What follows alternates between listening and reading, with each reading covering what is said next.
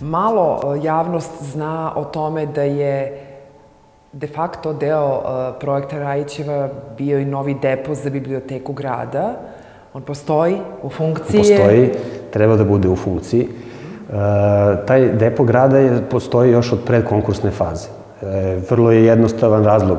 Na delu lokacije između Pariske 20 i biblioteke grada, prema Pariskoj ulici, postojala jedna trafostanica distributivna namenjena biblioteci i jedan praktično deo depoa koji je biblioteka imala na površini na teritoriji.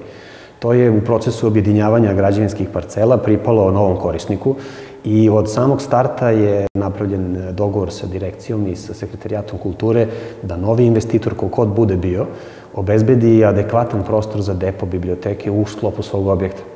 I to je poželjno na delu teritorije koji je blizu biblioteke. Tako smo mi ušli opet u taj proces projektantski i u tesnom kontaktu sa Sekretarijatom kulture i sa bibliotekom imali više varijanti razmeštaja tih unutrašnjih sadržaja, da bismo na kraju ostvarili to.